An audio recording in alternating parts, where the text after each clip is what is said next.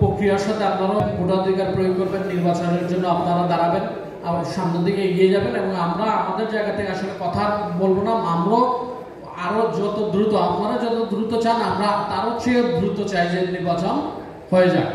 তো আমি মনে করি যে আপনাদের খুব আমরা সমৃদ্ধ হয়েছি, বিভিন্ন বিষয় আসলে 2বারের বেশি ইলেকশন করতে না বা নির্বাচিত হওয়ার বা ইলেকশন প্রতিদ্বন্দ্বিতা করার সুযোগ না দেওয়া, অনেকগুলো ভালো সাজেশন আসছে। এই বিষয়কে আপনারা একমত? এক পুরো হাউস একমত আমরা ধরে নিব। জি, আর 4 বছর সময় দেওয়া হয়েছে, যে একটা আগের নিয়ম ছিল, এখন আপনারা কয় বছর হইলে এটাকে যৌক্তিক মনে করেন?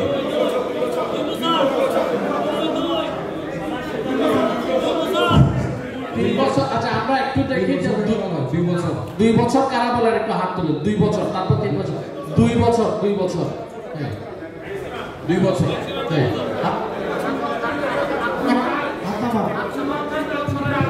তিন বছর কাজ আছে, 3 বছর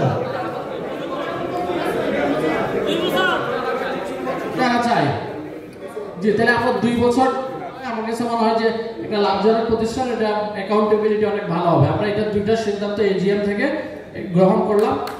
আর যে বিষয়গুলো আমরা মনে করি যে আমরা জেলা প্রশাসক মহোদয় তিনি সার্বক্ষণিকভাবে আমাদের যোগাযোগ রাখতেছেন, যে যাতে এই চট্টগ্রামের এই প্রতিষ্ঠানটা যাতে খুব সুন্দরভাবে একটা ইলেকশনের মধ্যে সমাধান হয়, একটা নির্বাচিত প্যানেলের কাছে তারা কার্যক্রম যায়। স্যারও মনিটরিং করছেন, এবং ঢাকা থেকে স্বাস্থ্য মন্ত্রণালয়, সমাজসেবা অধিদপ্তর তারাও তাদের জায়গা থেকে, হয়তো আমি অনেকগুলো বিষয় আসছে, আমি আমার জায়গায় যতটুকু বলবো যে 34 জুলাই বলে 5 আগস্টের পরে থেকে কিন্তু যে সমাজসেবা তার ভূমিকা নেওয়ার সুযোগ হয়েছে, যে আগে হয়তো বিভিন্ন বিষয় অবস্থার কারণে সে তার যে ভূমিকা পালন করার প্রয়োজন ছিল এটা করা সম্ভব হয়নি।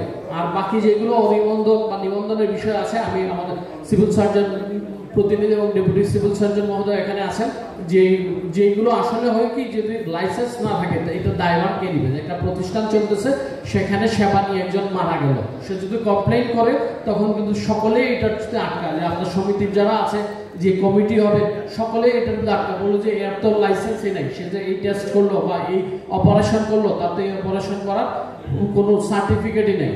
বোঝা গেল কিনা? যে এই বিষয় যেগুলো আছে ওইগুলো আমরা আশা করি দ্রুতই মিটমাট সমাধান করতে পারবো।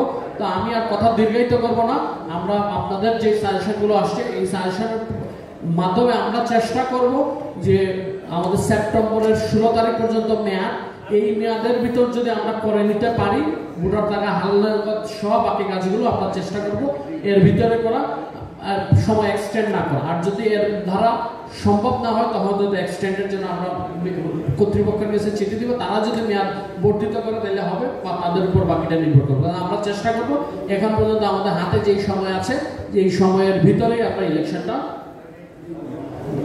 করে ফেলা। তো আমি আর সময় দীর্ঘায়িত করবো না, যে আপনাদের অনেক লাইফ মেম্বার যারা ছিলেন, তাদের ভূমিকা ছিল, তারা ইন্তেকাল করছেন। আমাদের 5 আগস্ট সব মুক্তিযুদ্ধের সময় অনেক আমাদের বীর শহীদরা ইন্তেকাল করেছেন, তাদের জন্য একটু দোয়া হয়, এবং যে প্রতিষ্ঠান আমাদের ডায়াবেটিস সমিতি হসপিটাল, এটার প্রতিষ্ঠান যাতে সুচারুভাবে সুন্দরভাবে চলে, যেন দেশ ও জাতির জন্য আমরা দোয়া পরিচালনার মাধ্যমে শেষ করবো।